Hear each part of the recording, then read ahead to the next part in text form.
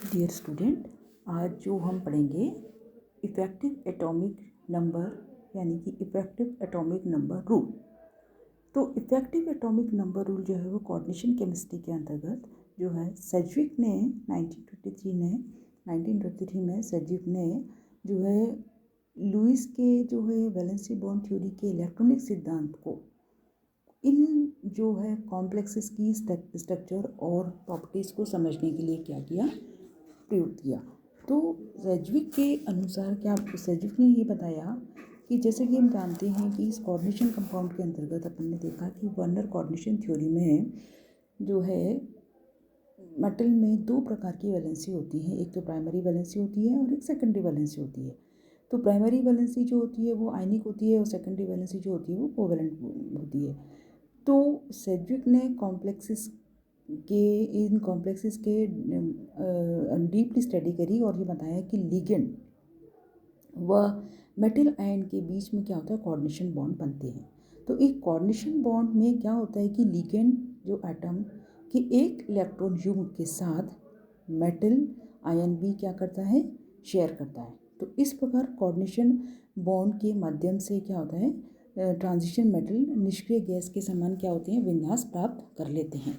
तो effective atomic number जो rule है या प्रभावी परमाणु क्रमांक की अवधारणा या इफ़ेक्टिव एटॉमिक नंबर कंसेप्ट, तो इसके अनुसार क्या होता है कि मेटल आयन से जुड़ने वाले लिगेंड की संख्या जो है वो उतनी होगी जिससे मेटल आयन के चारों तरफ कुल इलेक्ट्रॉन की संख्या जो है अगले निष्क्रिय गैस तत्व में इलेक्ट्रॉन की संख्या के बराबर हो जाए।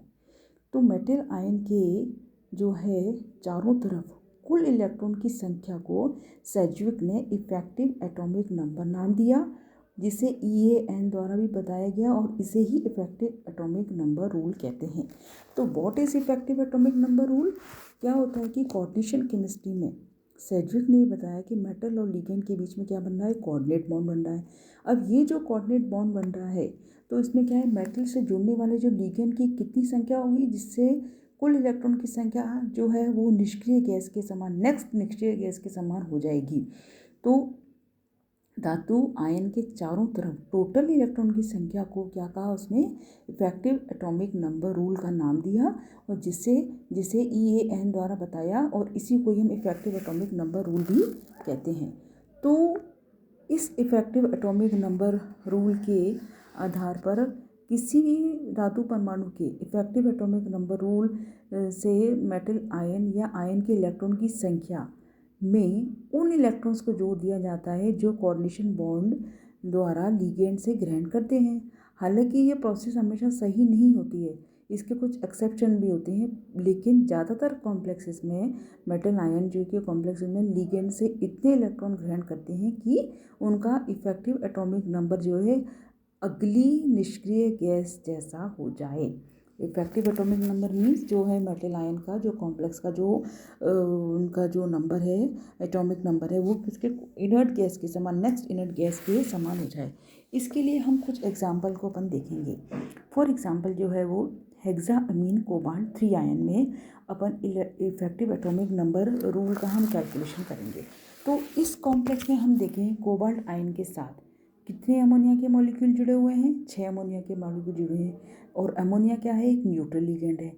तो कॉम्प्लेक्स आयन पर जो +3 जो चार्ज लगा हुआ है वो किसका होगा, कोबाल्ट का ही होगा। अर्थात कोबाल्ट जो है वो जो एटम है CO3+ आयन के रूप में है। तो कोबाल्ट की एटॉमिक नंबर अपने को बताया कितनी होती है, 27 होती है। अब CO3+ में इलेक्ट्रॉन की संख्या कितनी होगी, 27 - 3 दैट इज 24। इसी प्रकार से 6 अमोनिया मॉलिक्यूल द्वारा ग्रहण किए गए इलेक्ट्रॉन की संख्या 6 × 2 दैट इज 12। तो जो हेक्साअमीन कोबाल्ट में कोबाल्ट का इफेक्टिव एटॉमिक नंबर क्या हो जाएगा, 24 plus 12 that is equal to 36 krypton inert gas के समान हो गया। तो हम क्या करें, what is effective atomic rule, जो मेटल आयन से जुड़ने वाले लिगेंड की संख्या उतनी ही होगी जिससे मेटल आयन के चारों तरफ टोटल इलेक्ट्रॉन की संख्या होगी, अगले निष्क्रिय गैस के समान होता है ये इफेक्टिव नंबर। तो ये इफेक्टिव एटॉमिक नंबर जो है वो रूल कहलाता है। इसी प्रकार से हम देखें FeCN6 4 नेगेटिव आयन, इस कॉम्प्लेक्स में 6 लिगेंड है जो कि क्या है, नेगेटिव लिगेंड है। या हम ये सब बता सकते हैं कि कॉम्प्लेक्स आयन में 6 ऋण आयन है और आयरन प्लस जो है वो +2 चार्ज होगा, तभी कुल मिलाकर इस पे चार्ज कितना है, 4- है। तो इस कॉम्प्लेक्स में आयरन जो है वो +2 ऑक्सीडेशन स्टेट में है, जैसा कि अपन को दिख रहा है। तो आयरन की एटॉमिक नंबर क्या हो जाएगी, 26, और Fe2+ की 26-2 दैट इज इक्वल टू 24, और 6 साइनाइड आयन द्वारा ग्रहण किए गए इलेक्ट्रॉन की संख्या कितनी होगी, 6 × 12 that is 6 × 2 that is equal to 12।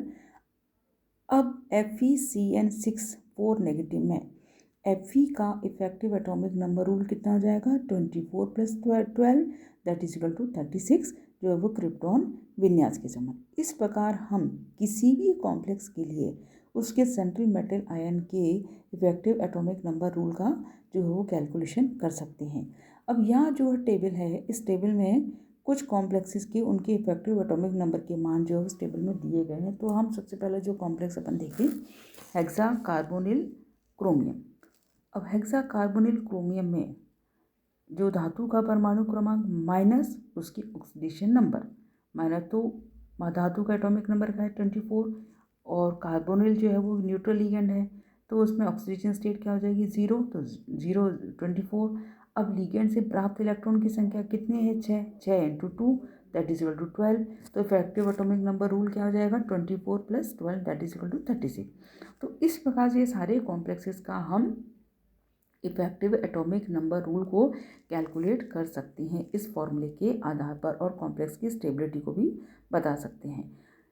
इसी प्रकार से नेक्स्ट एग्जांपल है आयरन का पेंटा कार्बोनिल, निकल का tetra carbonyl, platinum hexamine platinum 4 ion, palladium hexamine 4+, और निकल ये हेक्सा टेट्रा साइनो निकल 2 आयन। तो इन सब में हम देखें क्या, मेटल का एटॉमिक नंबर माइनस उसकी ऑक्सीडेशन स्टेट।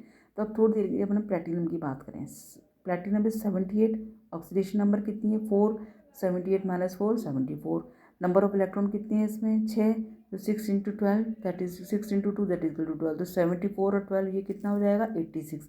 तो ये कौन सी इनर्ट गैस के समान हो गया, आपके रेडॉन के समान हो गया। तो ये मेटल की जो इफेक्टिव एटॉमिक नंबर, जो मेटल है लिगेंड से इलेक्ट्रॉन को ग्रहण करने के बाद कोई ना कोई अपनी नेक्स्ट जो है वो निष्क्रिय गैस के समान विन्यास प्राप्त कर लेता है, यही इफेक्टिव एटॉमिक नंबर रूल या इफेक्टिव एटॉमिक नंबर कंसेप्ट है। तो इसके आधार पर हम किसी भी कॉम्प्लेक्स के लिए इफेक्टिव एटॉमिक नंबर के आधार पर उसकी जो है वो क्या क्या ज्ञात कर सकते हैं कि उसकी जो नेक्स्ट इनर्ट गैस के समान उसका कॉन्फ़िगरेशन को आसानी से ज्ञात कर सकते हैं। तो ये आपका क्या हो गया, इफेक्टिव एटॉमिक नंबर। इस पर शॉर्ट नोट आता है, तो ये हमें पता होना चाहिए।